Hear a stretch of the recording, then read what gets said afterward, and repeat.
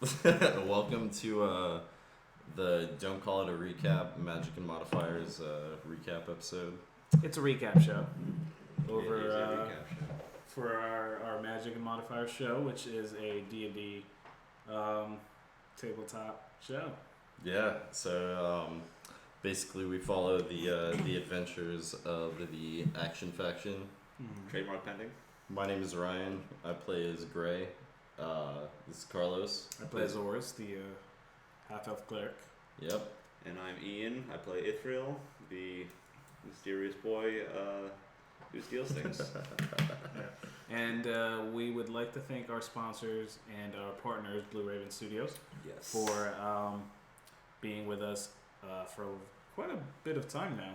Yeah, over half of the at least not over half, but I think we're almost there. about there. Half of our stream that we've been doing as Magic and Modifiers, they've been Their support has been amazing. yeah. Yeah, of course. So obviously we're not at the studio today. We're just at their apartment here today. But It's our practice studio. It's definitely Yeah. professional Yeah. studio, not. it's a little late, so we don't want to disturb anyone. Yeah. But yeah, let's get on to what we're doing today. We're recapping episodes 26 to 29, I believe. You're telling me, man. Pretty sure that's correct. Yeah. Yeah, I think so. Okay, guys. So episode 26 is kind of when, we can all agree has been the beginning of the crux of the shit that we've been dealing with in this arc. I think it's We meet our first sort of major player that's not one of us kind of thing. I would think that's fair to say. Yeah, it definitely. So let's explain what happened first. So basically, up until that point, just to give a quick overview of what happened directly before this, we had been traveling from Bindle or Alverton to Ora Road. And on the way to Ora Road, we met a King Fae. He told us to go a certain way, and He met a King Fae. Yeah, I was very, very intent on Essing is D, if you know the term. The Druid boys like to they see eye to eye. Yeah. Boys of the nature. Yeah. Nature boys. Anyways, nature boy code. I followed I followed his advice and pushed the party towards the shortcut that he gave us to Ora Road, and basically found a chasm going in between the two mountains. We fought 2 trolls and some sort of zombie troll, or was it a troll or? Yeah, I think it was a corrupted 2 trolls, sort of troll. and then like the guy who's like controlling them through some sort of necromancy, I believe. But I'm sure. Orys over here got a little. I wanted my horse, man. Got a little frustrated with the party, and we all split off in one direction. That was probably one of our hardest. I think that was probably like the longest battle we've done so far. One of them. I don't know. That's the also one the battle. Silver was pretty fucking hard. Which one? Silver. At at Aklos. That was so long ago, dude. Aklos prison. That's yeah. true. That's we were a lower level. Yeah. But it was still pretty hard. This fight was the first time. Not everyone, but some characters saw Ithryl in his true form. Yeah, that was definitely the first time Gray did it, and I remember saw his birthday suit, you could call it. Yeah, well, that's quite the because I birthday specifically suit. That's underselling it just a tad. I specifically remember turning to Larry and being like, I drop my fucking E-claw, or like I put my staff away. And as soon as I saw your wings come out, I was like, yeah. Larry, our fearless DM, had a special mini set up that very moment, but he couldn't find it when it actually happened. He lost it at the time of reveal. So, but it worked out. It was a cool. So to move forward with that, basically what happened was we ended up defeating the trolls that we encountered, and one of the party, or everybody except for Orys, went to the right at a fork in the road, and Orys followed one of the horses that escaped the other way. Always good to split the party, especially just one person. And just one person. Which really in an underground. I mean, discussing it like meta-wise, like why didn't you guys follow me? You know, like what was your reasoning there was a good following? reason. I feel like that everyone was like, we gotta go this way. I think it's just because Larry, the DM, was hinting at like, hey, you should go this way. Yeah, because everyone's got our asses handed to us. I think you're trying to throw us a bone. We do enjoy not doing what Larry wants us to do. Some of us enjoy doing. Some of us enjoy doing that. Yeah, but it's most of us. Let's be honest. But anyways, long story short, we all go to the right. Orys goes to the left. Immediately finds horse dead with we never named horse. Yeah, with tons of goblin arrows, or what turn out to be arrows from goblins sticking out of it. And as soon as Thunder Boy looks up, he is immediately ambushed by way more than 10 is what I have written in my notes. Yeah, I think they were like coming in like waves of like 10 or 12. Yeah. It was like several waves. So he wasn't really he but put up a good fight, but what I have written down here is I did end up killing way more than 20. look at these notes. Just for pure professional. Yeah, before they you know, like complete cowards dosed me up with something and made me pass out. Bullshit. Yeah, so anyways, from our point of view, or the rest of the party, we all heard I think he used Thunderwave or something from Call your- lightning. Call lightning. Some loud ass shit. And yeah, we heard everything coming from around, and by the time we got to the area where we believed Orys to be, we found the carcass of the dead horse. We saw a bunch of little baby teeny tiny arrows and hundreds of goblin corpses. Hundreds is a bit of a stretch. we saw like a couple. We saw a few corpses. So we did actually, I think it was either you or I found the trail leading from the horse corpse to the entrance of that cave. And when we entered the cave, there were a few goblins that we had to fight, but basically opened up into this big room that had a massive hole, like a massive pit going down into it. Yeah.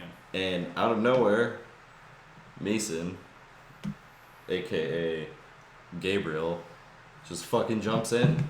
I like, no shit, I thought that was going to be the end of fucking Gabriel. Gabriel earned all of the respect I have for him on that moment. He's far above all of you guys. He did earn my respect personally, but that's another He is far above all of you guys right now. Okay. With I honestly thought he was gonna die because the look on Larry's face when he's a bit surprised. Yeah, was just straight jumped in, and then so yeah, once he shouted up to us that all was okay, we all jumped in. I grabbed my boy Toon. I grabbed the two. Toon is a dog, by the way. Yeah, Toon is the right before we met the Fae. I found a stray dog running around in the forest who said he had an owner, and I was like, nah. Not anymore, you don't. I'm your owner. So now I have Toon, and he is a good boy. He is the best boy. And I think that's frowned upon, honestly, in most societies. Well, who let him out? Who let the dog out? Somebody who likes giving dogs freedoms. He was miles away from town. Maybe he likes freedoms a lot. This boy needs to be watched. Anyways, he's a mess. We love him. So we all jump down into the pit, and it's a massive underground lake. And I am the only one, or Gray is the only one that can really read any of the hieroglyphs or the murals on. They're all in Undercommon, right? Yeah, they're in Undercommon. I don't know why I was thinking not getting that as a language for a rogue. That was really not my smartest choice, but I digress. But so the only not smart choice you've ever made. Definitely the only one. Yeah. Oh yeah, just by not being an arcane trickster. No, that was a good choice. Honestly, that was a good choice. Swashbuckler is aces. But already have enough edge with Gray in the party. So we left off at the end of that episode when we all made it to shore in the underground lake in the cavern, and as we were trying to make our way out of the cavern, we heard a voice inside of all of our heads. It was a telepathic voice asking if we were leaving too soon or leaving so soon. Very ominous stuff. But to mention the murals mentioned that basically gave the story of an early Aura Road and the people or the mages that are wizards that lived in the town trapping an aboleth when the city first started kind of keeping it as a secret weapon. So this aboleth introduces itself to us as Ezekiel, but appearing in the form of Mitski, our... This one, I think it's Ancient Power we're talking. No. Yeah, Ancient Power. This one ended when we heard the voice. Yeah. Yeah, exactly, yeah. So, he comes in the form of Mitski, which, if you guys do not know from watching, is one of Tony, our good friend that played with us for the first... Start of the campaign, yeah. Probably the first, 15, 20 episodes? Sounds about right. Yeah, but Mitski was an Erganasi. He was a teenage kid. Did the moral good side of our group by far a good country definitely an mile anchor. Definitely an anchor there. Yeah. He was sort of the yin to my yang in terms of moral ambiguity. He was very straight shooter. His moral compass pointed north at all times. Where mine. It's pretty funny that later on I remember talking to Tony outside of the game and him being like, dude, I don't know if this character can fit into this party, but it was good. Mitski was a good addition to the actual party at the time. Same with Talali and frickin' Frack. But, still can't get, rid of him now. Anyways. Good addition. Let's not get ahead of ourselves. We'll get to that. But, so... The aboleth introduces himself to us as Ezekiel, and he basically tells us that we are in the Underdark, and that in order to get out, we would have to navigate these a labyrinth of underground tunnels that have been there for millennia, since the schism, basically, that divided all of the elves. Does anyone else feel like Zeke was kind of an odd choice for an aboleth? Name-wise. I picture an aboleth. Personally, I don't think the lore-wise, I don't really know much about aboleths. He did. I picture a giant Cthulhu monster or the squid from Watchmen that just killed half Manhattan. Yeah, but his name is Zeke. So I'm kind of Ezekiel, but that might be a name given to him later on. Well, yeah, Larry did specify that he had many names, but that was the name that he preferred for this world. That makes sense. So just threw me a bit. Sorry, I thought it was my phone for a second. It looks just like my phone from the side. But anyways, so we talked to Zeke, and he informs us that he can lead us through the Underdark and give us a way out. As long as... Instantly, I was like, nope, fuck that. Yeah, you're being difficult from the start. See, this is a good point to go on, because from this cataclysmic point from here on, you and I are on the same page. Everybody else is pretty much. It's funny you mentioned it before, because in our party right now there is, I feel like there is a schism forming, and schism, schism. Schism, welcome to the recap. There's a schism growing in our party. Let's settle on that one. Where we are gonna have to make a decision. It's gonna be a Civil War episode that I'm really excited for. Yeah, it's gonna be all of you versus me. Well, I mean, like our odds, honestly. The good thing is that I think over. What you don't expect is I'm gonna bring back Tali and Mitski. Still like our odds. But the good thing about our party, and not even meta wise, our group of people that play together, we've been playing for what, 2 years now, not even including the screen or the stream. More than 2 years, yeah. Yeah, we we've never really forced a lot of things on each other story-wise, but I feel like we all kind of, at the end of the day, kind of know how to bring everything together, where we all get to do our own things, and then also kind of like we know when to follow, like to move the story along, because I'm sure you guys, like people watching everything, would absolutely fucking hate it if we all just decided to stop in Bindle and start a brothel, or like just do odd jobs, like everyone's little personal origin story or their own little redemption song kind because of thing. It's cool. I mean, we're all dealing with it, or like not dealing with it, but we're all getting tastes of each other's backstory, like especially now, not necessarily where we're leaving off in the recap right now, but where we're at in episode 30 is the next episode. Next episode is 30. Yeah, we're 3-0, look at that. Jesus Christ. Yeah. But we're more than halfway there.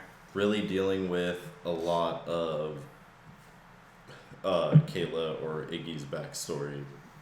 We're getting a lot of that in our actual story, and it's like really feeding in well. So I like it. It's really cool. I think we have a really good dynamic group like going on as far as that goes. I agree with that. Yeah, and obviously with new characters like these are for us, obviously. I mean, I never played it's a couple months now, but Yeah. it's still new characters, and we're all still getting used to playing differently because we all used to play completely different races and classes before. In our first ever D&D campaign that we did as a group, just to give you guys like some sort of semblance of how we all met and started playing D&D together. I had never played D&D before. I played Pathfinder. Noobs. Yeah. Loser. I had played Pathfinder once, but I kind of got a bad taste for it just because my game master at the time really kind of was very strict on crosstalk or any sort of metagaming. Which is hard to do when you're new. Yeah, and if you guys watch and our drunk. If you guys watch our stream, like you guys know that like we'd like to have a good time and like crosstalk and joke around. And like everything, but we know when every now and then when there's a joke there to be taken. You gotta take the joke sometimes. Like welcome. Character, welcome. Performance issues. Exactly. Exactly. The two jokes that have been in our whole stream so far. But I think that once we all got together and actually built like kind of a group that we could all play off of each other, it really got the ground running, or we hit the ground running pretty fast. Yeah, the ground just picked up. Took off running. So to continue, we meet the Aboleth. He comes in the form of Mitski, and tells us that he can lead us out of the Underdark as long as we help him escape the Underdark, because he is imprisoned by a family of wizards that have inhabited Oral Road since the beginning of the city. Basically what happens is I think we agreed. I can't remember if anyone else agreed with us. I feel like at the time everyone kind of just agreed to it. But you were obviously very against. You were staunchly opposed to it. Yeah, you didn't say anything. You were trying to keep my. I held my tongue. I abstained. But I like the idea of this ancient powerful creature that hated the gods, because obviously my backstory. I'm also not too fond of the gods. You're also an ancient, powerful creature. Yes, let's go with that. I mean, but I liked his sort of, I don't know, I liked his motivations. I liked, he was kind of. I thought he could have been a good ally. Kindred spirit, except he's multidimensional, all powerful, etc. From like Gray's point of view, because like Gray is really the first character that I've played that is not really kind of just online with what I would do personally. It's like an act. You're not playing yourself. Yeah, you're playing someone else. My last character is himself. It's me. Yeah, same. But what's it called? So Gray is a very logic based character. Like he is very aware that if Ezekiel wanted to kill us at that moment, or pretty much in any time where we are within hundreds of miles of him, nothing to be done about it. We're taking that L. And, yeah, like that. That's it. See, even as a meta, like out of character, like I'm not convinced. I purposely not looked into the aboleth anymore. So you're willfully ignorant. Willfully ignorant, just because I don't believe that he's that powerful. As long as you don't look into it, you can't be wrong. I won't say any more than I have to. Aboleth. But aboleths were one of the, because shit, dude, when I'm going to sleep, I like watch. You dream of aboleths? No, I watch like Mr. Rex or. The boys had night terrors for months about aboleths. Or Mighty Glue Stick. Either of you guys, if you ever see this, I appreciate Mr. Rogers. Yeah, but they do in-depth kind of explorations into D&D monsters and stuff like that. And the aboleth is just stupid interesting to me. Like, it's a very like well fleshed out, like equal to being a god character. It's very.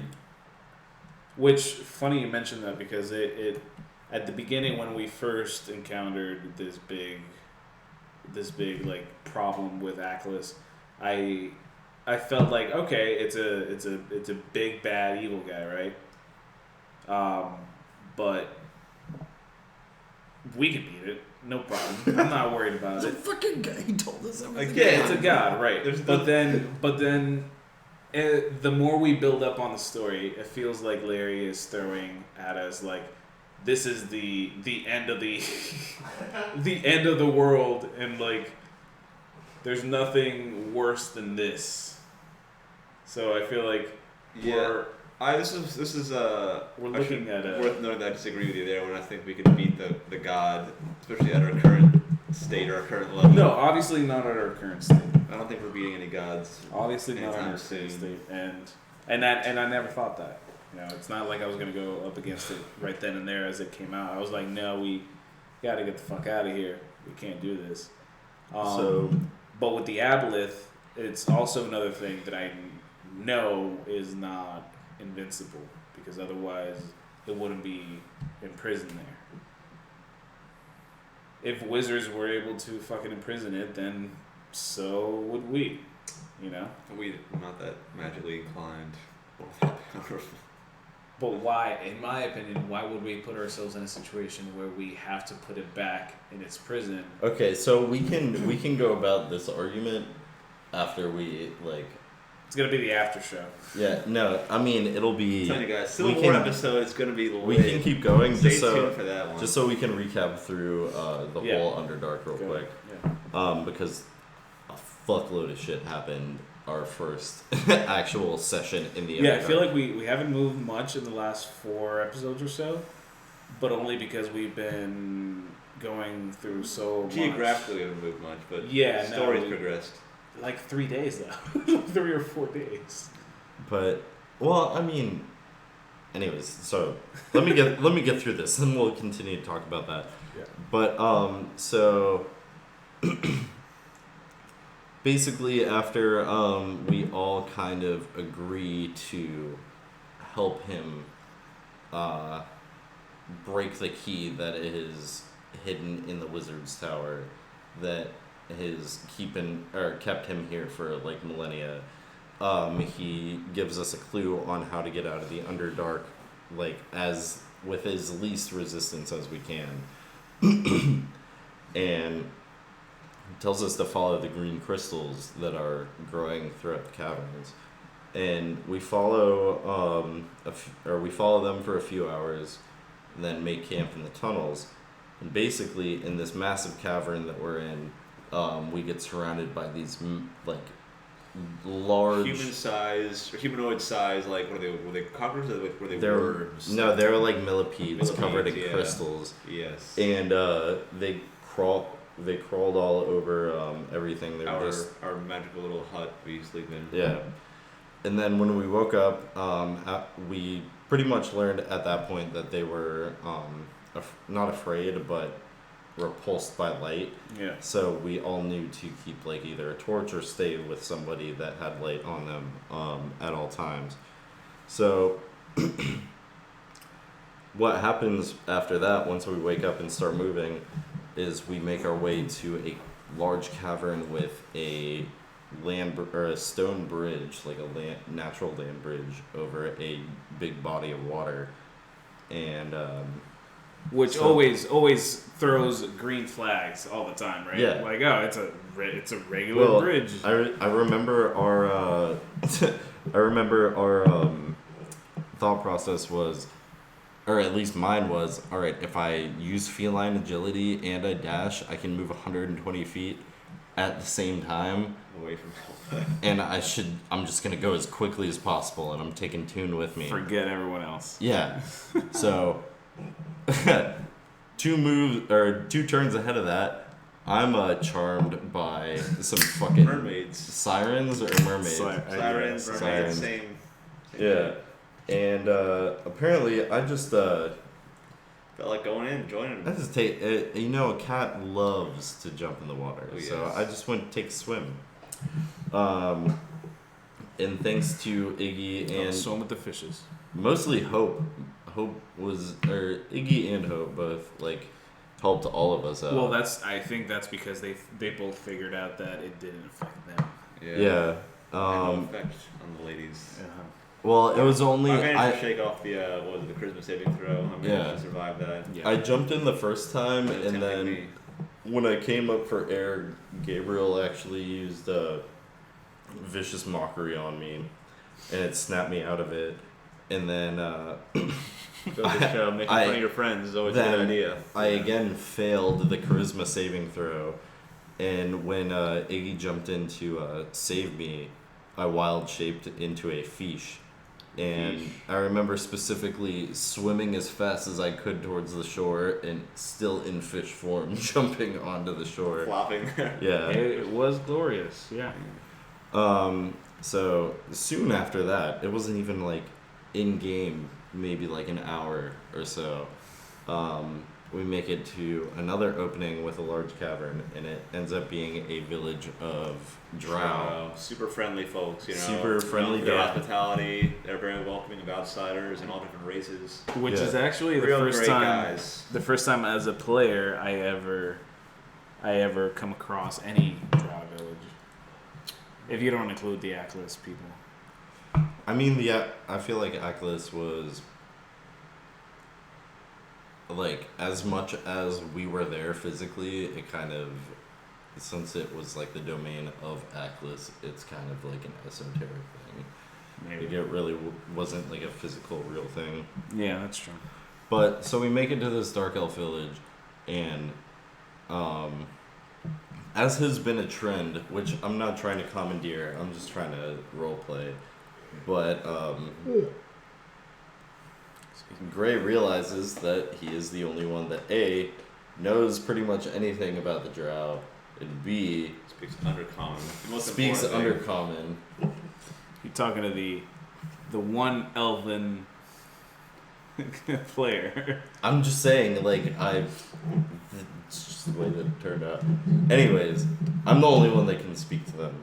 But, I know Gabriel was over there we're just gonna fight our way through this village, and I'm like, no. Well, let me do a Gabriel accent. We going to... No, I can't. No, that's good. That's one of his accents. Yeah. Yeah, which one are we talking about here? But, so... Pretty accurate. I feel like we were so close to making it out unscathed or unnoticed. And then finally, these 2 drow men stop us and take us to what seems to be the matriarch of their the society. village. Yeah. We enter her hut, and her bed is literally just a pile of corpses. And she has a small well in her house. Really tastefully done. Yeah. Yeah, no, the decor really set the mood, I think. But so we go in, and I'm speaking to her, and I also thought that it was really funny that Gabriel was talking shit under his breath the entire time because he thought that they only spoke Undercommon, and that when we left, she was like, "Don't you come back in like actual common?" Yeah. And but basically, we speak to her, and in my head, I think to the Aboleth, and I'm like, "Let us get out of here. You promised us safe passage." I think we mentioned her, didn't we? That like we're kind of having a deal with the Aboleth, and she's like, "Let me just see if that's true." And then she summoned him, or he just kind of appeared in the well. Which is an interesting relationship there, right? Like, do they worship him? Do they follow his direction? Maybe they just sort of pay tribute every now and then by throwing like a small. I feel down the well. I feel like from the encounter they don't actually like worship him. So they're subjugated. Basically, she seems like she knows a place that she's like powerless against him, but like it didn't seem like she was like thrilled with the situation. She's like, okay, this is what it is, you know. They're in the Underdark with this fucking Aboleth, and it's you kind of let them do their own thing, but if you want something done, it's gonna be done. That's the sort of vibe I got from the brief encounter with them. But long story short, Ezekiel the Aboleth, actually intimidates the Drow matriarch and vis-a-vis the entire village to letting us go. And then we fast forward 2 days, walking through the Underdark, following the green crystals, and we make it upon this massive stone doorway with a broken fountain next to it that is spitting up this like water that we'd seen in the Underdark. And so I remember this battle extremely vividly because he was right. I was right from the goddamn start. So maybe you should start following your gut. So, well, I can push it. Anyways, we make it to this massive door. It has all these runes on it. And then we all push it open. As soon as we make it outside to the courtyard that is outside of this massive door, a displacer beast and two... Do you remember what that monster was? There were horses on fire. It was like a flaming unicorn, yeah. Yeah.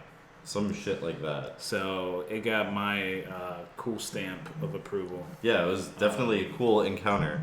But the whole time, I'm like, please, will you please help me close the door? And everyone is like, nah, let's fight. And I'm like, they did not come, they were not there. They came from these fucking sigils, these fucking magical goddamn runes. And y'all just want to, like, fight them? To be fair,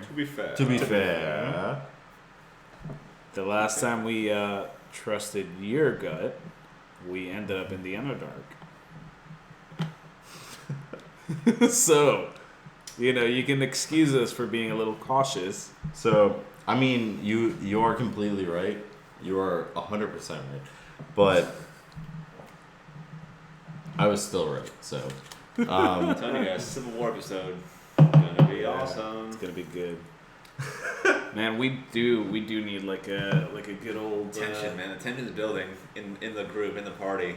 No, we need like a little free for all, little gladiator combat. I think just like a one shot. I think it's gonna be literally. There's gonna be organically. That's the important thing. It's gonna be organic Civil War in the group.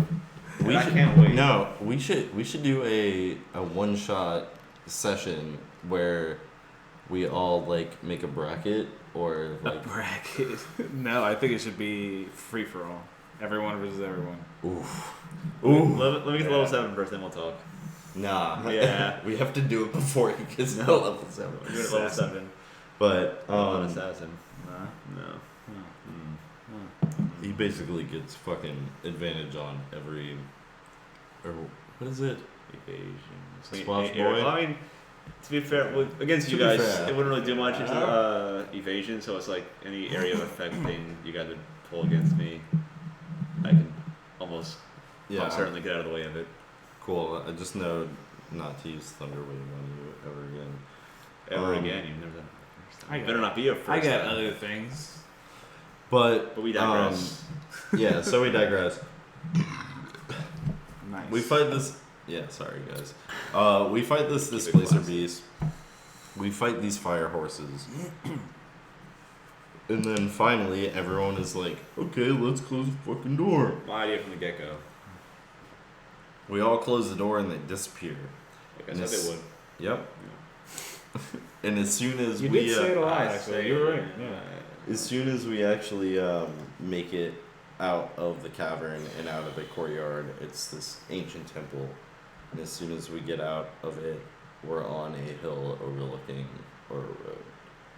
And then that is where the episode ends. And then we pick up on the next one.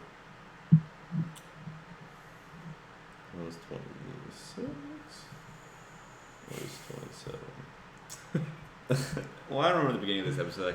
I can start it off if you're go for it. Yeah. Gathering your thoughts. Yeah. We stumbling into the towards Ora Road, and we run into a little guard hut where there was two guards. There was one elf and one was it a dwarf? A dwarf, right, yeah. And the dwarf was actually the dwarf was gung ho, like he's like ready to go. Oh, intruders! And the elf seemed very nonchalant about the entire encounter. We tried to reason with the dwarf, I think, for a bit until dwarf took a dart or an arrow. A dart? Poison dart or what happened arrow. is the elf was like, "Oh, you guys are the ones with the package, right? You got the package." Yeah, and I think the dwarf got done before that. I think, wasn't it Iggy was the one that really kind of screwed the pooch on that one. I don't recall. Oh, she's like, "Hello."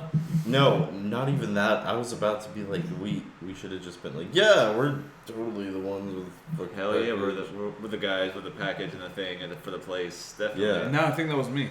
That was you. That was sounds like you. Yeah, that makes sense. That makes total fucking sense now. But anyway, the elf had two hidden accomplices who took out the dwarf. Yep. And they killed him. Actually, it wasn't like a poison. It wasn't like a go to sleep or anything. It was like he dead. He was dead. He dead. And then that we weren't his contact from whatever sketchy shit they were into. He smoke bombed, and then him and his crew ran out of there.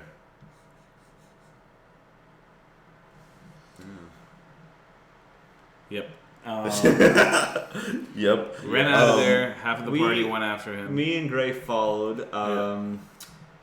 The rest of the party stuck around. You guys revived the dwarf. I healed the dwarf. Iggy climbed into the guard tower and decided to blow one of the two horns. No. Yeah. So we revived the dwarf. The dwarf was like, "Oh shit, we gotta go tell people inside."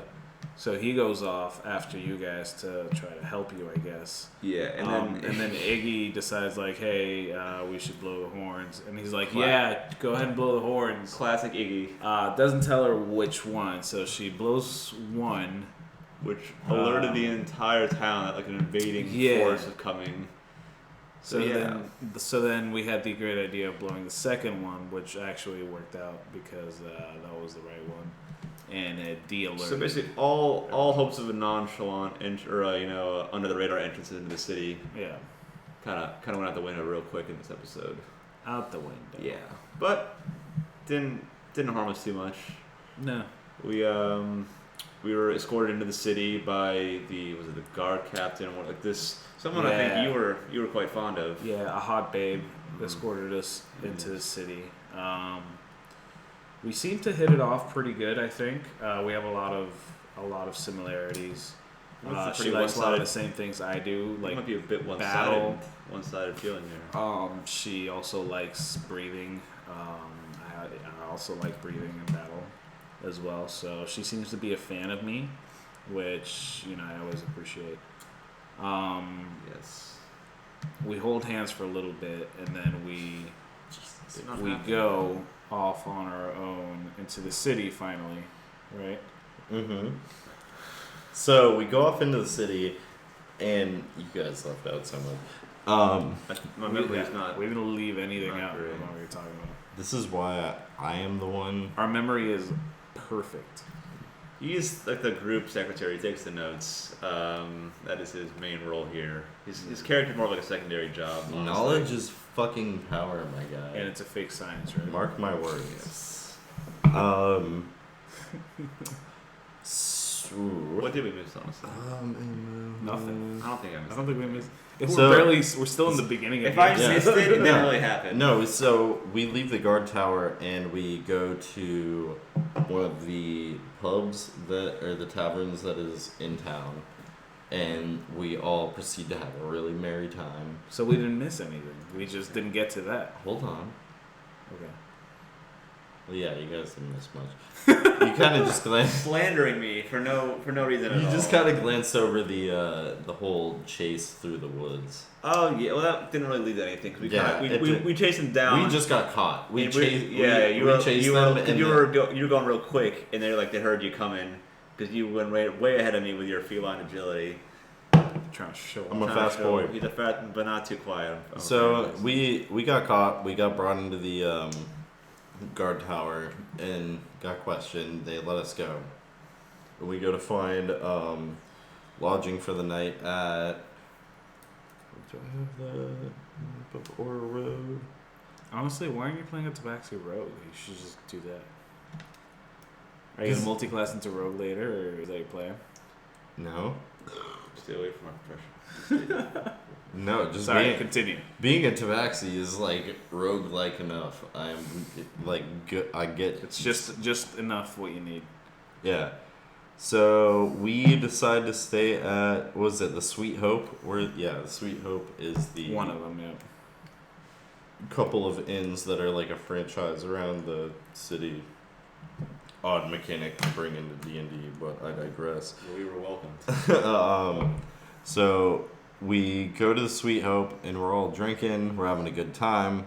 Me and Ithryl hanging out outside, and Gray decides to unwind and get way too fucking stoned. So you never buy drugs from strangers. Yeah, smoked some pipe weed that made him go back in time, or like time latent.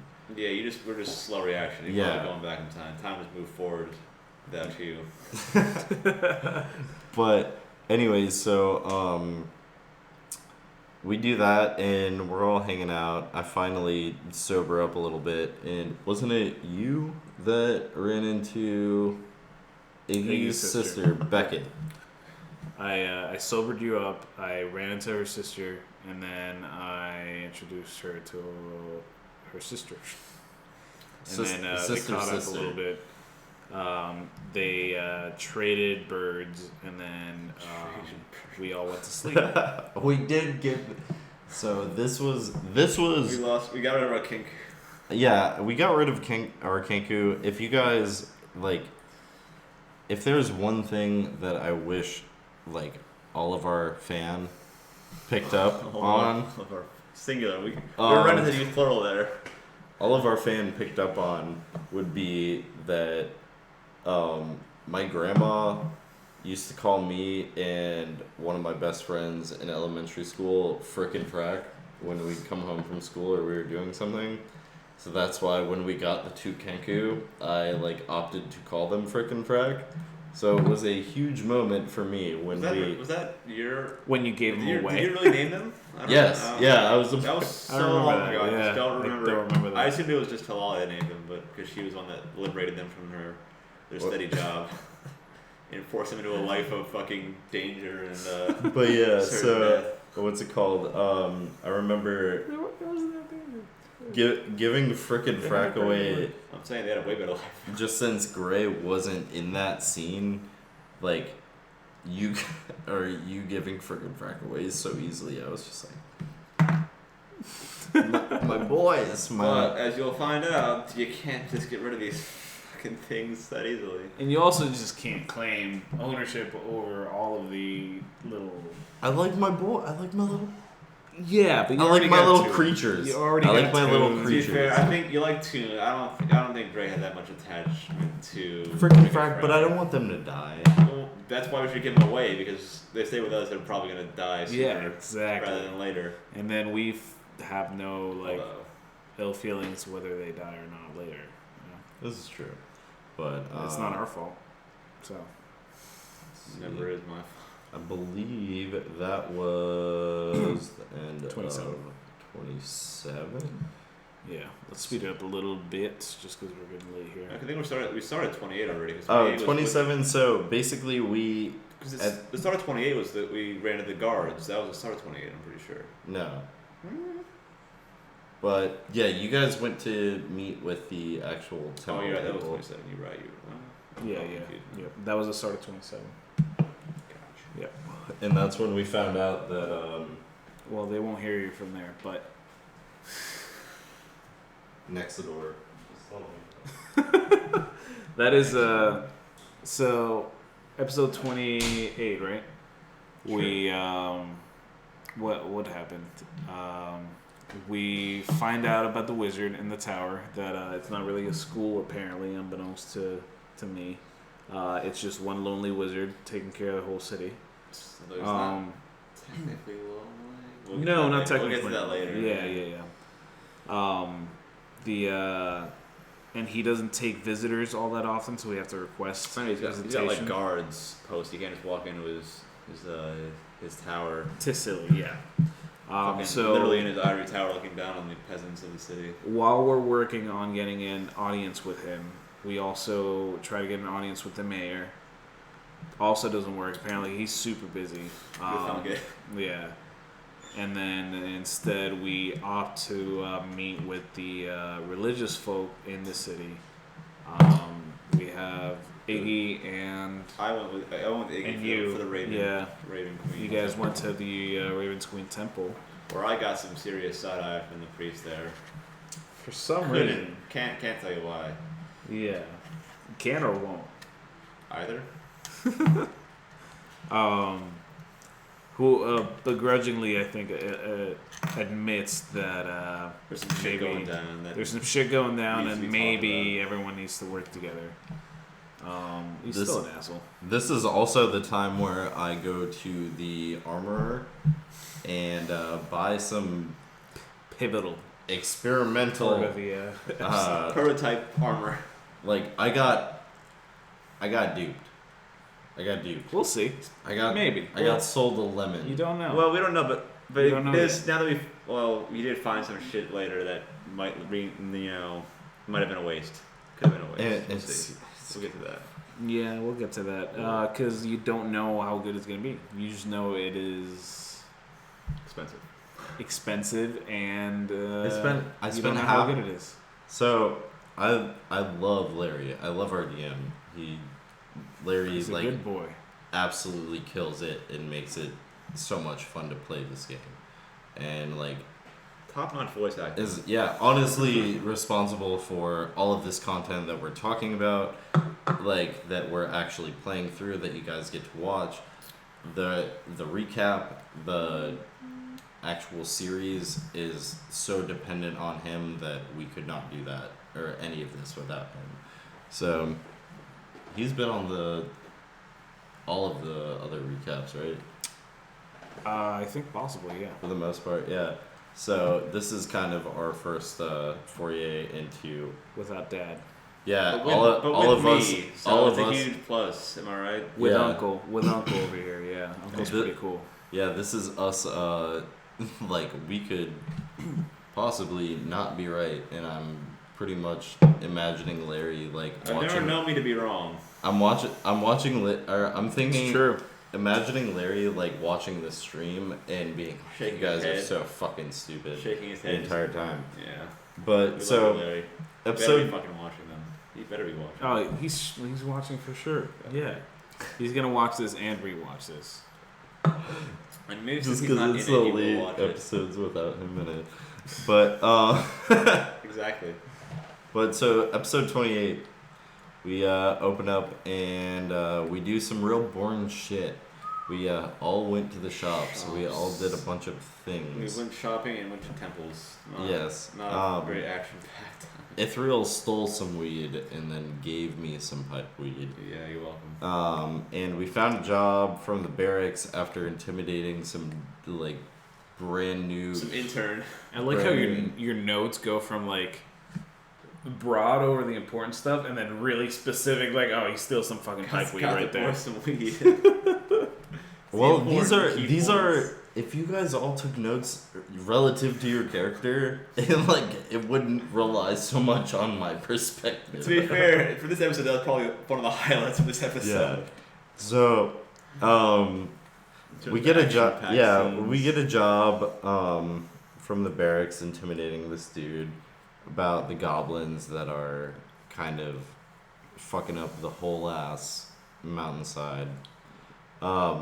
But anyways, the more important thing is that the next day, Hope wakes up puking. Oh, all over Iggy. All over Iggy. They were sharing a bed. It was... Yeah. It was hot until the puke. It was completely, friendly. No. I hope so. And then, so... Platonic, that's the word. Post-puke, we actually go to Nexidor's tower for the first time and find out that he has a nice door that you actually have to say please to open up. That's a bit of fucking pompous bullshit. Yeah, no, this fucking every town so far has pissed me off. Larry has this talent in making hateable characters. He's really fucking. But he's good such a lovable man, you know. But that's also what makes the game fun, right? He's really good at making hateable characters, but like the flip side of that is that we hate them so much that like we remember. That's what I mean. Every single character that that's he comes what I up mean. with. Yeah. Nice characters get forgotten. It invokes emotion. Emotion invokes memory saving and stuff like that. Yeah, except for it's us like 3 beers deep. We're super frustrated that we can't figure out what the fuck we're supposed to do. But some NPC is in the corner laughing at us. Yeah, exactly. Yeah. But anyways, so we make it into the tower after figuring out that we have to say please. That was probably one of the only useful things that Gabriel has ever done. In our all of a sudden he's like, please. It's. I saw Larry's smirk and I was like, God damn it. I saw Mason smirk. That was the worst part. So we go inside and we find this massive. It's like a honestly, an actual cylindrical tower, but the inside of it is completely hollow. There's no actual floors that make a ceiling. It's filled with these fucking... Which honestly, I don't think I think that violates like a lot of construction laws. Well, yeah, he's a... There's no actual like supports. An archmage, yeah. But it's filled with this bunch of, what are they, these faceless sort of like... They're like golems. Yeah, faceless sort of golem, kind of like, just... Yeah. I guess they're like his servants, I guess. Yeah, so he explained... Basically, we go up in to the... We get all up in that shit. We get all up in that tower. We get on them carpets, them flying carpets. And yes, they were flying carpets. Yeah, so the carpets take us up, and as we're going up, we kind of see that each floor of the tower, we're traveling through the center of it, kind of expands past the physical barriers of what would be the tower. Oh, I didn't know that. I didn't catch that part. Yeah. Well, because it was just massive libraries and like laboratories and shit like that. Yeah. But anyways, yeah, the inside of Orys tunes out a lot of stuff. The inside of the tower, unless I am completely wrong, which Larry can please correct me because I am knowledge master. He would never. Guess. It seemed to me described that it was much larger on the inside than it showed on the outside. So we make it all the way up to the top and we meet Nexidor. And Nexidor is the wizard that is the current line of succession of the family of wizards that Ezekiel has actually been imprisoned by from the beginning of Orys. Nexidor, one of the first things we ask him about before even telling him anything else of our whole entire mission or quest, we ask him, not that it's a bad thing, we ask him about hope. and he's like, yeah, Hope is pregnant with an aboleth. So That girl got knocked up. yeah. So apparently, when she fell into the massive lake, Which we all did. yes. But since Iggy passed. Iggy passed her constitution check, so she is not prego. Yeah, we're Lucky not her. women, so it doesn't affect it. Yeah, Exactly. There's no life growing inside. I wonder, us. does it affect the Kenku? Frickin' Cracker both male. They're both men. Yeah, both male. What about Tune? He's a boy. June's a boy. He's a good Can you boy. confirm He's that? a bad Yep. boy. He's a Oh, you can. See. All right. Carry on.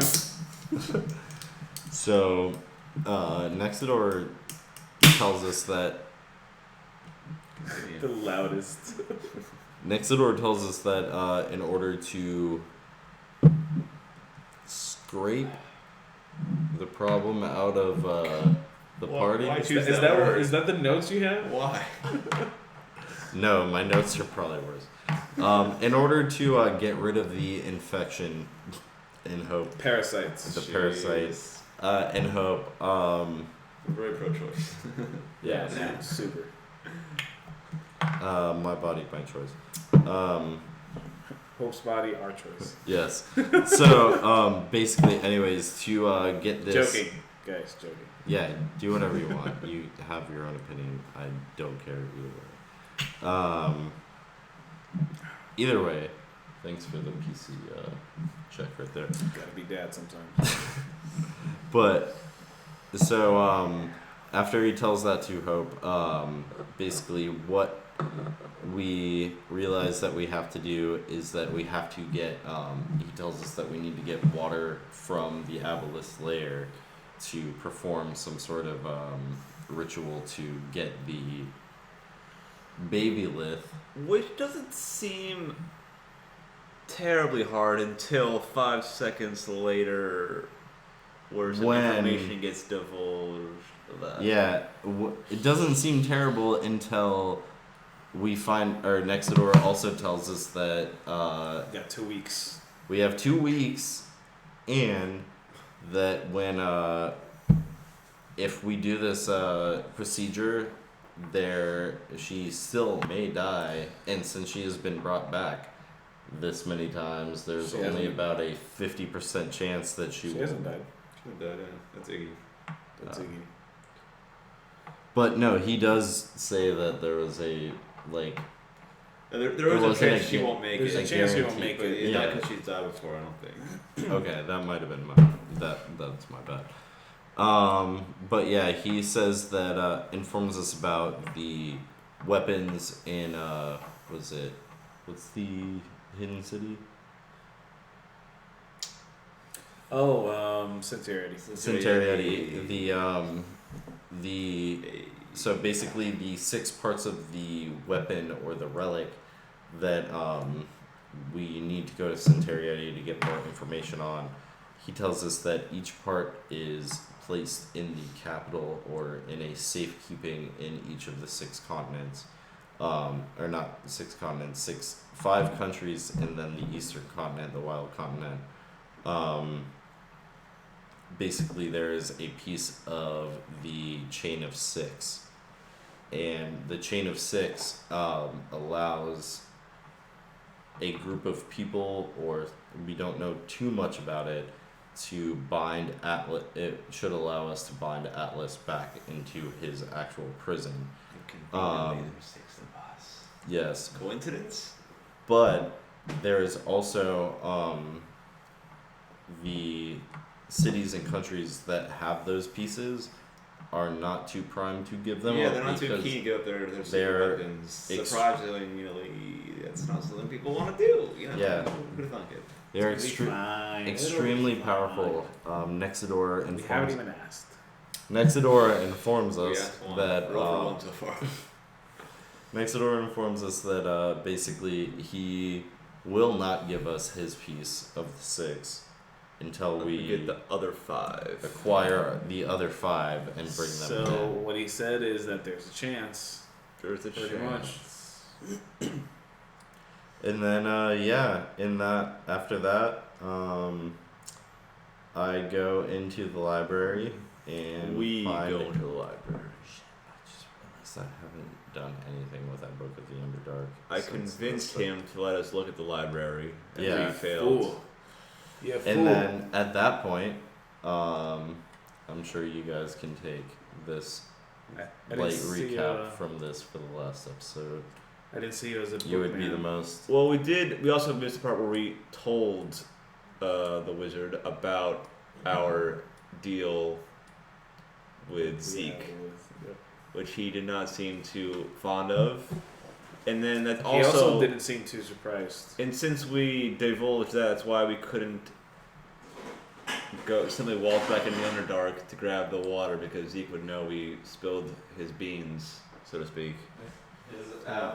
His Abilene. So that is that kind of threw a wrench into the whole getting water for Hope. It definitely Plan. complicates things, obviously, because you guys fucking agreed to help this goddamn Ibelith. We wouldn't have gotten out of there without that, but you know. Yeah. But that was pretty much the end of episode 28, right? The end Also, was us. So we were leaving the Wizard's Tower, Yes. going back to Beckett's house, Yes. and the very I was getting to it. very end of the episode was Some strange hooded figure bumped into me, and then and I was gone, and so was the stranger that bumped into me, and that's where we left off. Episode 28. Yep. Fade in. Episode 29. Taken like a pretty blonde girl. Well, so half right. Blonde girl. No, pretty. Oh, 2/3 right. Pretty blonde. Pretty girl. Pretty blonde. pretty good. Pretty. So I'm gonna give most of this part to you guys because I feel like I've been speaking for the majority of this recap. No, it's okay. You got the notes. No, Well, I mean, I was honestly not present for the first part of this episode, so at least that part is something you two are going to have to do. Okay. Because I was not even in the room for that. So basically, from our perspective, at the end of episode 28, going into the beginning of episode 29, as we were leaving the Wizard's Tower and going back to Beckett's house, a hooded figure bumped into Ithryl, and he lost the saving throw, and it was out. They were both gone. Yeah, can you not do that next time? No. And the funny thing is, I mean, in the game, like, we didn't know inherently because you didn't tell us. But I got bumped into You got bumped earlier into that day, but I passed the saving throw. I mean, why would I tell you I got bumped in? That doesn't sound like it's something that, was a big deal. No, that's fine. Bumped into me. Your shoulder. No, we probably would have said you're a fucking pussy, and This is why I don't. This is why I don't open up. Exactly. This is why I don't open up and share my feelings. Because we I all get hate made each fun other. of. There's nothing inherently wrong. Again, the chism is growing. You might say that word right one day, bud. You know, chasm. But H is a bit silent. so at that point, and that is, I wanted to bring that up too. We at all some saw point. it happen, so we were like, Yeah, WTF. I want to "What bring. the fuck?" That was one of the funny points in like D&D mechanics, is that everybody passed this super low fucking perception check in this crowd to see Ithryl just pop out of existence, but Gabriel we like, just to keep the role playing going, because I thought it would be funny, and like we all kind of jumped in on it. It was just like, who's it? What's it? And Gabriel's just like, what are you guys freaking out about? the smoky boy is gone, like he always leaves. But yeah, we all saw him disappear after bumping into this man, except for Gabriel. Cool trick. Yeah, at this point, Cool trick. Can't wait to learn it. I imagine the only one that was really upset was Iggy, because she is the only sweet person in our party. that is not true. She was barely affected. What are you talking about? No, Gray and Ithryl are probably the two tightest fighting force in the. You guys do work well together. You know, there's so That's many true. combos. Oh, there's countless. You can't distract and sneak attack. There's countless of them. And then you can't you also can't forget you can stab and sneak attack. You can stab, and then he can stab. Well, then no, but he distracts, and then I sneak attack. I tank, and then he stabs. Tank and stab. And I fancy footwork, and then we repeat. And then tank and stab. And then you still don't get hit. I don't get hit. I occasionally disappear, but I don't get hit. But anyways, so at this point we all realize that something is extremely wrong. And with very little foresight, I wild shape into a dog. And then I run through without telling anyone what you're gonna do. What your plan is. Big think. Big think. It was a big brain move, a small brain plan. No, really, what it was is your brain was moving way faster than like. It was very akin to an actual dog. He was playing 4D chess here on a 3D chessboard. So, Iggy decides to follow me, and we run back to Beckett's house, discover that one of the windows is smashed out, there is little spats of blood everywhere, and that the house is absolutely trashed. Frick, Frack, Toon, and Beckett's husband are all gone. That's 4 creatures. 4 whole-ass NPCs are gone. See, that's one, going a little bit back, it's one of those things about your character. Despite your wisdom, you're a lot more reactionary than you are like a processing person. Well, he's a wise boy, not an intelligent boy. Well, you should be.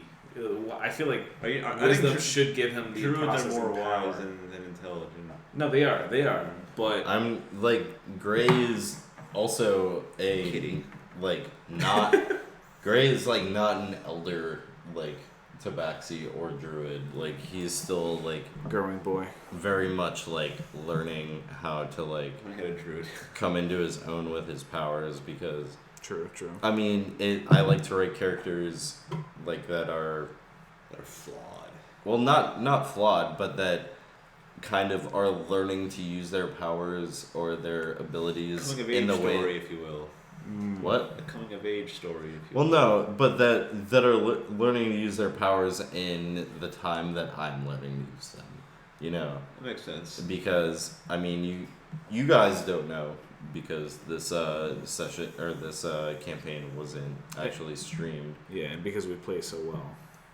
Yeah, but me learning to be a rogue in our first campaign was probably painfully slow to watch for everybody else in my party, because I was the worst not good. rogue ever. I mean, it did go hand in hand with that. Our first party name ever was the Natty Ones. So my greatest. I had some good names that campaign. Between my character's name and the group name, I was really on one. Early days. I peaked far too early in my D&D campaign. This is when we were playing in our shared workplace office, in that basically all of us all together, we would get off work, we'd play late as shit, we'd play until like 4 or 5 in the morning. God. And then yeah, the majority of us had never played D&D before, so like it's kind of cool that doing the stream was like a offshoot of that. Yeah. Like we always got together, and after we got into the good, like as people played D&D or like other role-playing games that are groups, you kind of get into a groove and you kind of like know how everybody is going to be working together. After we got into that, Carlos and Mason really were the people that kind of pushed the idea, or the like kind of just flight of fancy at the moment at that time to push it to a stream. A stream, yeah, like a recorded thing. Yeah, it was, I mean, me and Mason actually, I think Mason and I, we both played at the same time. Like our first time was at a con in Miami 2.5, 3 years ago. Yeah, 3. Probably. It was like a month or two before we started our first campaign, like at the office, which we were talking about. And we kind of just we went to this con. We're like, fuck, let's play D&D. Let's try it, and we did it, and we were like, this is dope. We like it, and we talked to you about it. You were down, and then we found out that you were interested in playing D&D. Are you guys talking about your fucking backstories? Jesus. No, we're just talking about just like the how whole. it kind of came together. Just kidding. Get the fuck back out there. Just get out. Go out. pee more. But yeah, no, it was kind of cool the way that everybody came together in the fact that when we first started, it was just a bunch of fucking coworkers that like I had never played D&D before. You Mason had and I little played experience. Once, yeah. And I feel like back then, like whatever it was, almost 3 years ago when we started planning like to play, it was at the point where D&D had just started to pick back up as like. Personally, I knew nothing about the D&D and like popular culture, like besides like the I didn't know it was like picking up steam like on the internet or on Twitch or on YouTube. I literally had no fucking clue. I was just like, okay, this is fun, hanging out with my friends, role playing, like playing RPGs, like drinking beer, like I'm about this, I can do this. Yeah, same with me.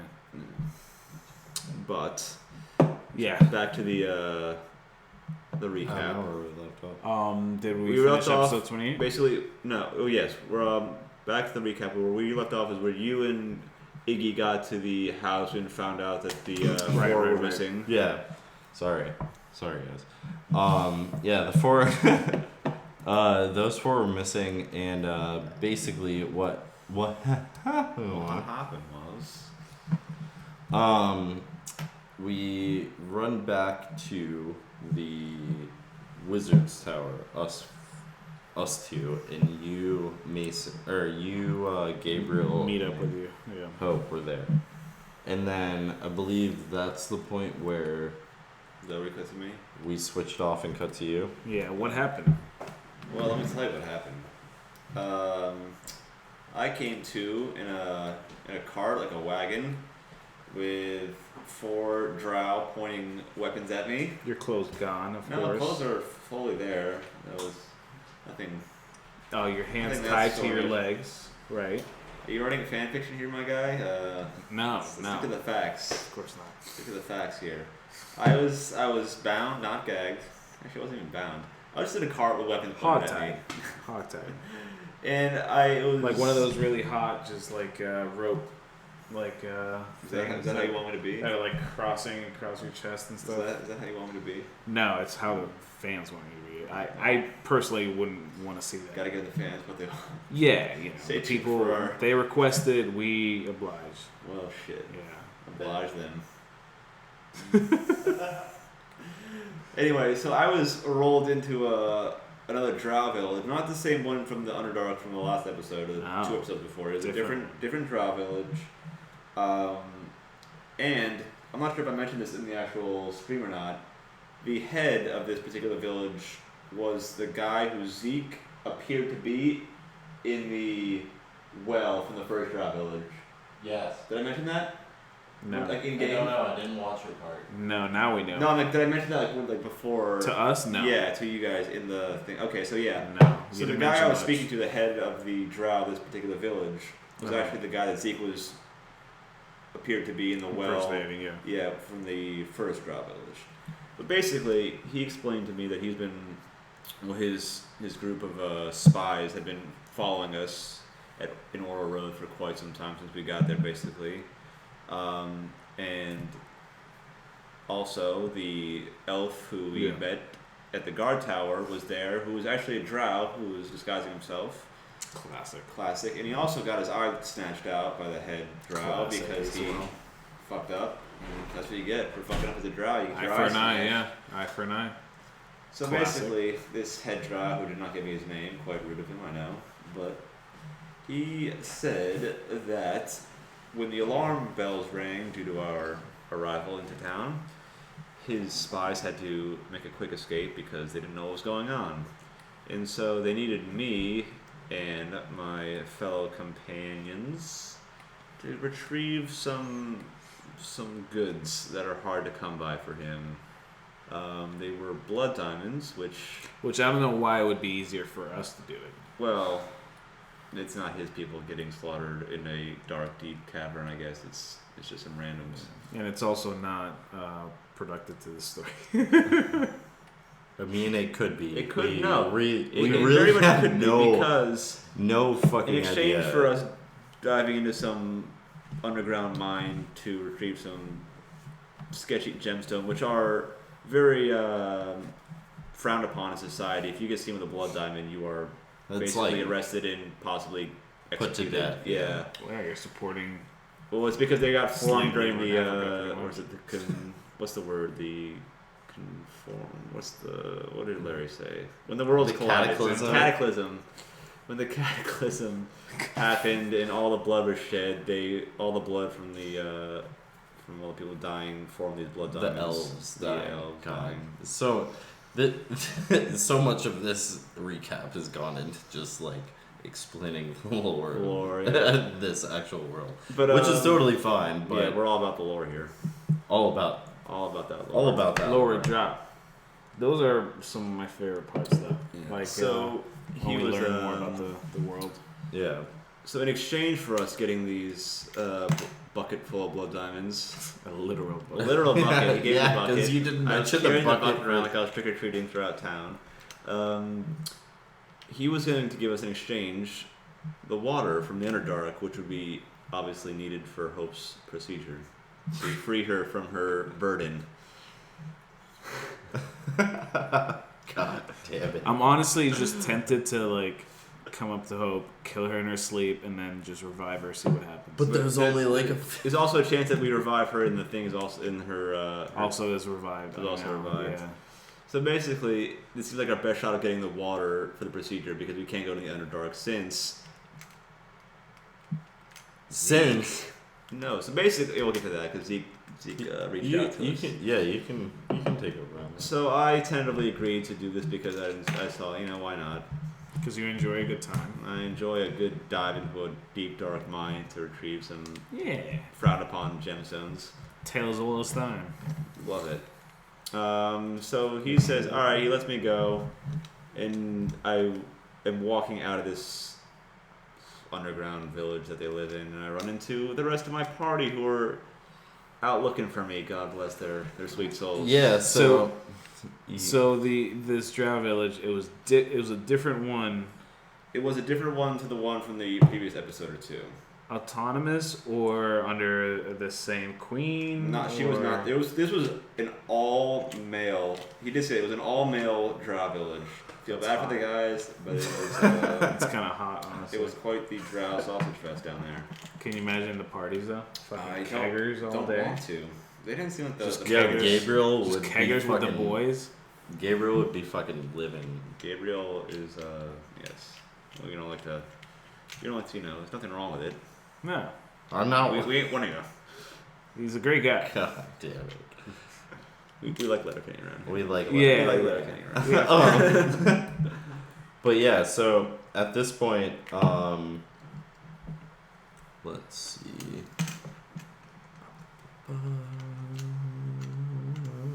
So we meet up We again. meet back up with I him, explained yeah. to you guys what just happened to me and what. Not really, but Yeah, you do I your did. best. I told you guys the deal that I made. Yeah, so after Ithryl gets back to us, we decide to go back to Beckett's for the night to Just to get some R&R before our.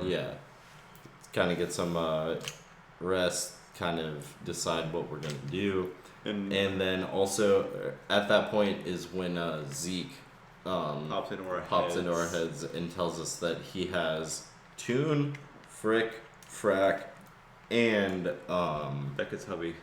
Beckett's husband, and they will be returned as long as we complete the deal that we had. Which feels to me like a needless assurance for him because he already has an assurance with Hope. So why does he need He also said he would get rid of the double, triple, the Hope quadruple how many assurances does he need? I think it wasn't. Why is that the part that is making you doubt? I think the kidnapping was more of a rebuttal to us spilling the beans to the wizard about our plan with him. I don't think he was going to do that until we divulge our little secret there. You think that's why he went after Iggy's family specifically, because she's the one who spilled the beans? Yes. Quite probably, yes. Good and point. I have no family to go after. So on that point, I got no family. on that point, basically, we He's gonna die. Yeah, we spend it. We spend a little bit of time shopping around, and then as we're about to make our way to find out where these mines are, which apparently was a bit more difficult than we anticipated. Yeah, because apparently no one in the fucking town is a miner, and nobody knows where these mines are. Or ever heard of a fucking mine in their life. What mine? But at this point, we're at Beckett's trashed ass Miners? house. Why are you looking for miners, you pervert? Me and Christy could make that joke all fucking days. But so fucking awkward. Oh sure, exactly. But so at this point is when we're all at Beckett's house, and a guard knocks on the door, and I open up the door, see that it's a guard, and immediately close it, and then open it back up after we all convene and decide what to say in a very awkward, like, not real-time fashion. Thank God that we are not playing D&D in current times, because that would have been a sign of resisting arrest. But anyways, Jesus Christ. So what's it called? At that point, the guard tells us that our appointment to talk to the mayor of Orys Road has been moved up because at your behest. I guess so. I got moves. I got strings that I pull. So we all decide that it is best that we go speak to the mayor and kind of figure out what's going on. That we can take this time, like, we have this amount of time to waste. Or not waste, but you got plenty of time to kill. Hopefully, yeah, time to kill. Or half or something. And as expected, the mayor's like, I don't know if I can help you. I'll check. Yeah, the mayor wants us to prove. I banging you or Gabe? I feel like this episode has turned from like a recap to us just fucking complaining about like nobody helping us. So basically, the mayor wants. This is a PSA for Larry. Fuck, dude. Throws a fucking bone, man. We're dying out here, Larry. Jesus Me and my Christ. 1,200 gold armor. But anyway, I bought you that scroll though. That's nice. Yeah, I was. Holy shit! I was super surprised by that. Never did nothing for you. Never done for me. Well, Anyways, so mayor gives us very little information. You're right. And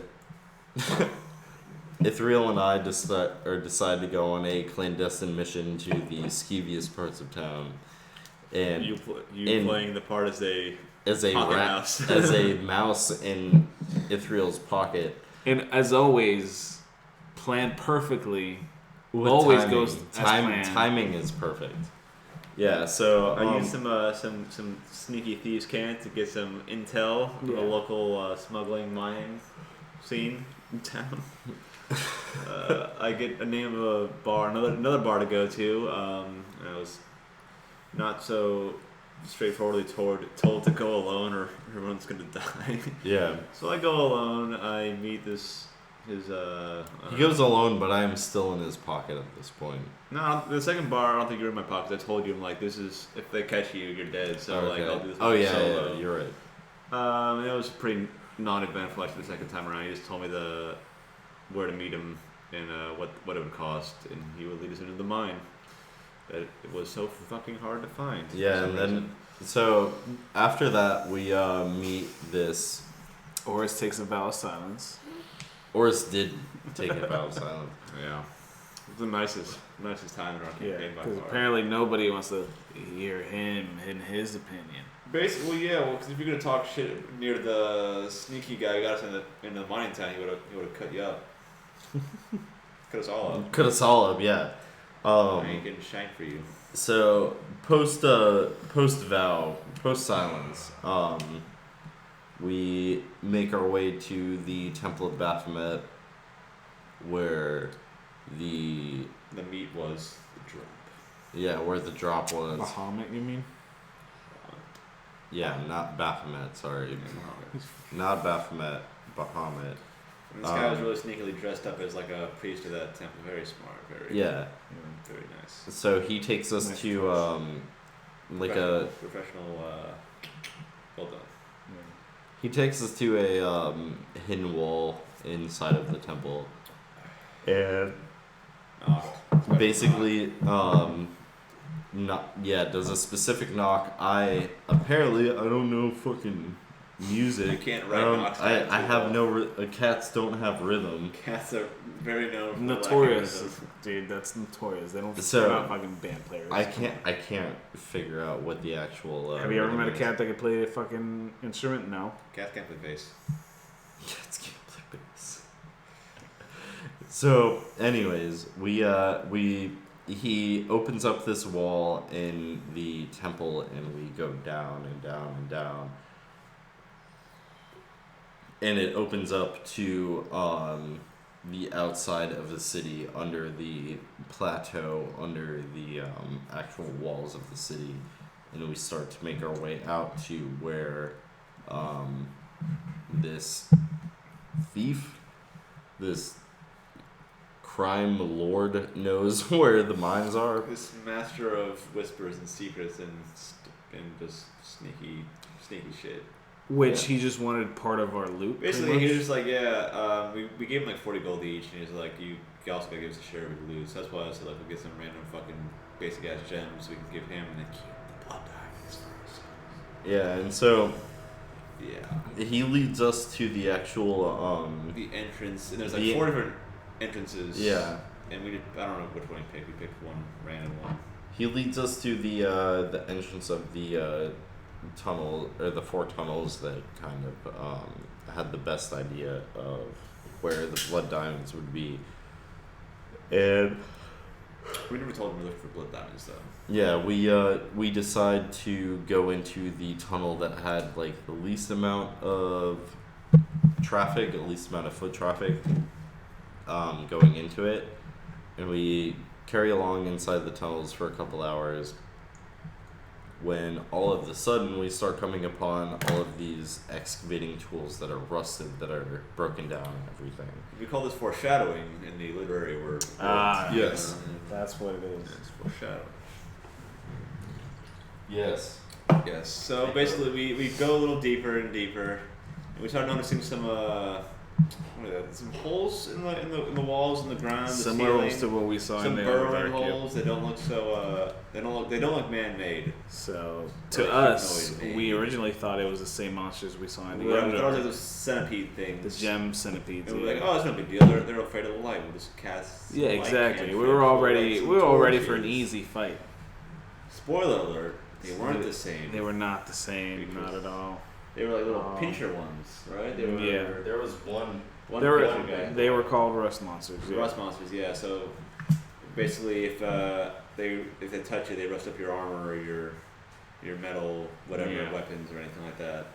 It was a pretty straightforward fight. There was a bunch of different holes. We were in a very small space, but there was a bunch of different holes they can come out of. We repelled them all pretty quickly until the best part of that fight was that, and I will put this on record because I know I'm gonna have to fight Larry about it later. Well, there's no fighting Larry. Is that he set the precedent for rust monsters being able to be hit by heat metal. So every other metallic creature that we find in the Underdark.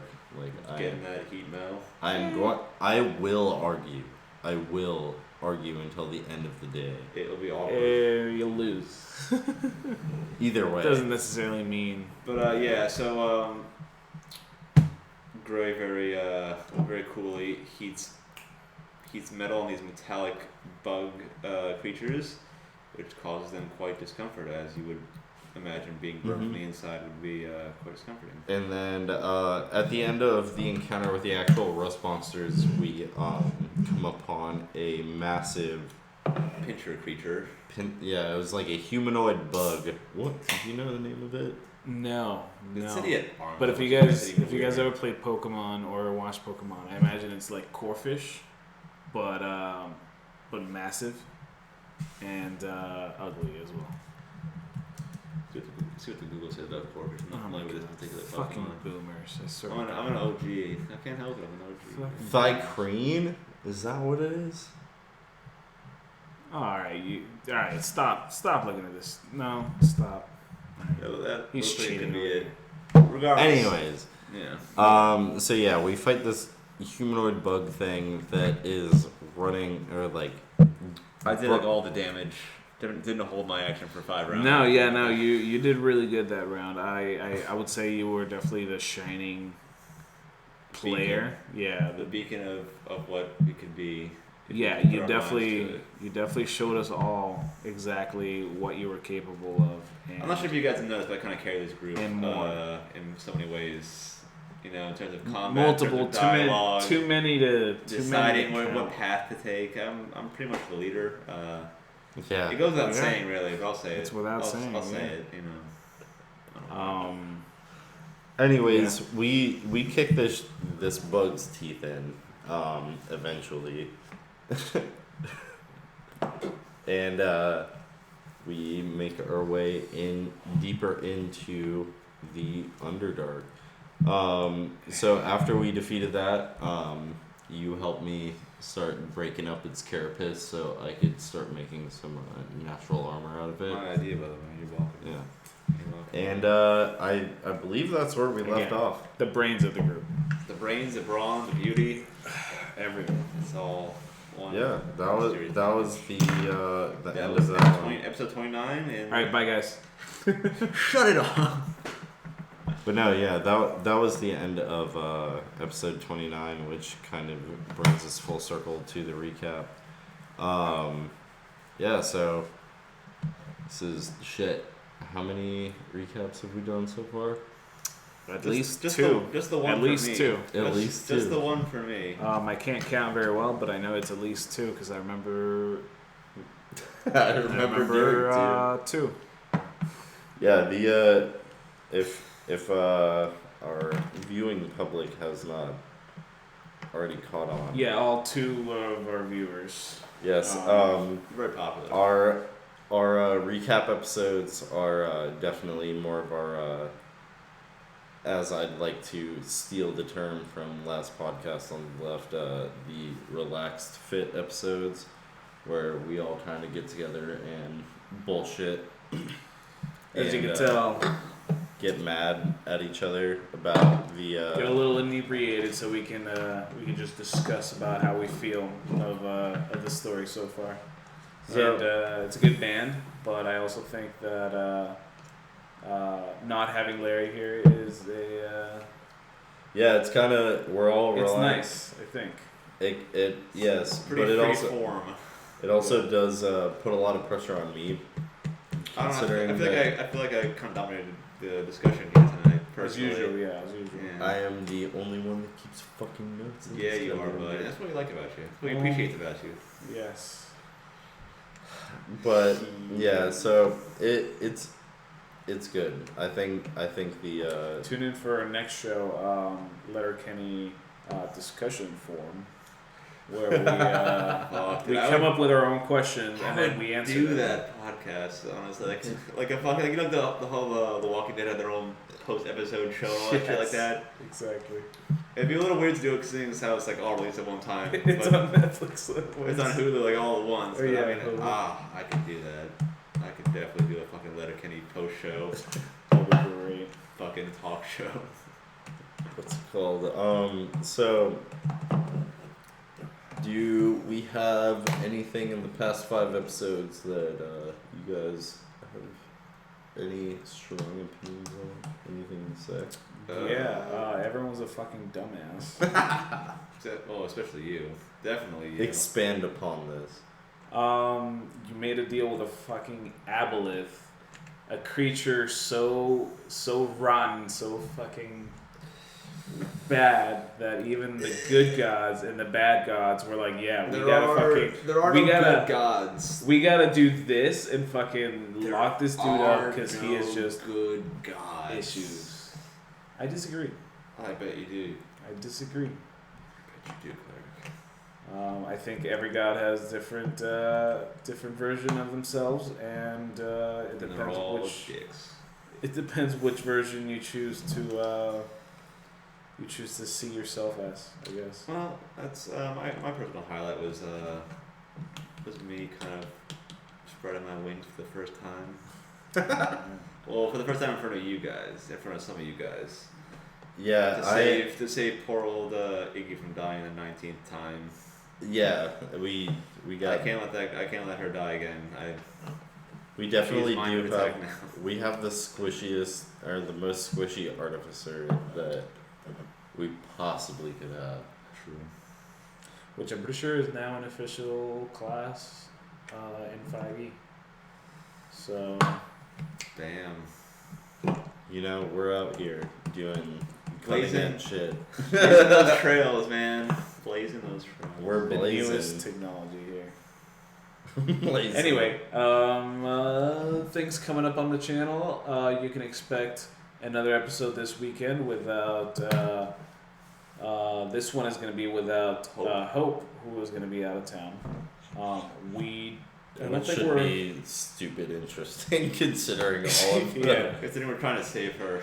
I don't think we're planning on taking another weekend off the following week, despite Thanksgiving. I think we're still going to be on schedule as usual. You work in the service industry, you don't really get those. We're used to it. And then come Christmas, we are going to have a special one-shot. Did you decide on the date yet? I haven't decided on the date. I know it'll be instead of our regular Magic and Modifiers stream, it'll be an actual. It could be one. So it'll be on a Sunday. Yeah, it'll be on a Sunday. It'll be probably the weekend before Christmas. And the weekend after Christmas, I guess. And it is a Call of Cthulhu stream. It is not? Yeah, it's a Call of Cthulhu stream. Is it a Christmas theme? It is a Christmas. Almost say Christian. Christmas. It's a Christian Minecraft server. Yeah, it's a Christian Minecraft server. It's a That's all I wanted to know. Really. So it's a Christmas Call of Cthulhu stream or Call of Cthulhu playthrough session thing, boy. So I'm calling it now. It's just evil gnomes, evil elves. Krampus. The only Krampus.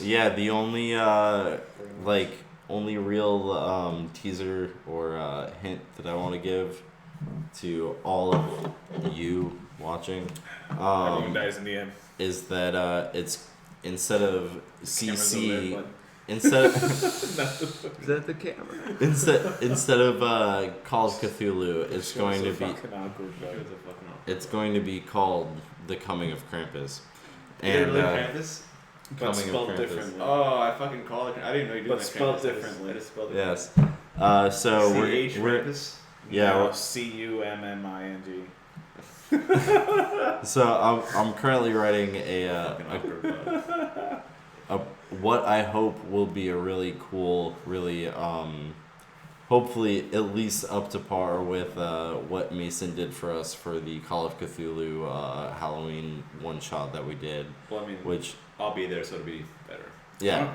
So should I be there? I don't know. I haven't decided. I had a ton of fun. Well, we haven't exactly figured out our investigators for that yet, which I think is kind of cool for the one shots that we always kind of play with different people.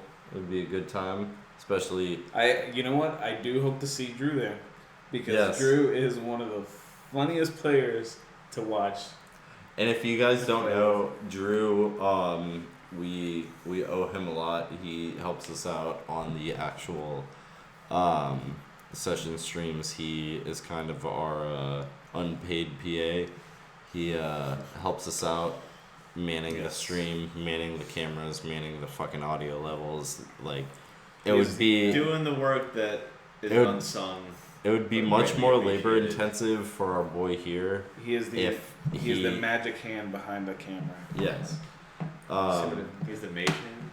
No, that's what I said. You said magic hand. No, I said mage hand. It's been recorded. It's been recorded. I don't I said mage hand. So that'll be it for tonight, guys. You said magic hand. Sorry that this has devolved into nonsensicalness more than once. But if you watch any of our streams, you should be used to it by now. Exactly. It is 2:04 in the AM and East Coast Eastern Standard Time. Eastern Standard Time, which is 5 plus Newt Gingrich time. Newt Gingrich.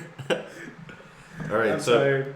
It's actually -5, but that's all right. -5. That's what I said. This stream has gone on entirely too long for the amount of content that we have to talk about. Can you think? But it was fun. It was my first recap show. Thanks for obliging me. My ramblings. Last one, hopefully. I mean, it definitely will be. So I do want at the end of I'm one and done. At the end of this episode to thank our sponsors, Blue Raven Studios. If you guys have any inquiries about virtual tours, enhancing your Google listings, anything like that. The camera's like, no, time to go. No. Damn, that's how you know you've been on too long. Well, thanks for watching, guys. One second. If this is still recording, I'd be really, really. Hope you've been recording. Period. Has it got any of this? Oh, that's a nice stock photo. I like the wine glasses and the couple. That was nice. Hello. Oh, the card's full. Card's full. All right. No worries. Well, it's been real, guys. We'll see you guys. We'll see you on Sunday. So, can you hit stop? I can't. Honestly, I don't know what I'm doing. Where's stop? Where is the stop? Have a good night, guys. See ya. Where's stop? That's right.